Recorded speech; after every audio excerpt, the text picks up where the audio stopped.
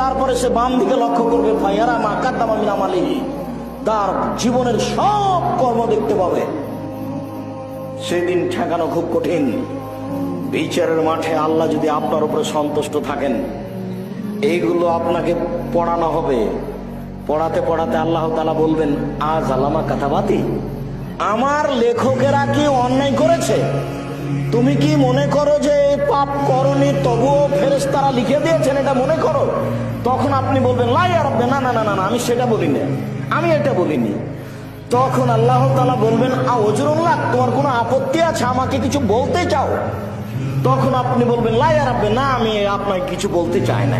তার মানে আপনি পাপ স্বীকার করবেন।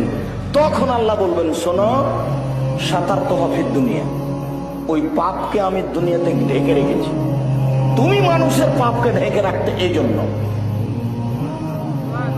আমি দুনিয়াতে তোমার পাপ ঢেকে রেখেছি, কাউকে দেখতে দিইনি। বিচারের মাঠে গাফারতু লাক, আমি তোমাকে ক্ষমা করে দিলাম, তোমার পাপ কাউকে দেখতে দেব না, জান্নাতে যাও।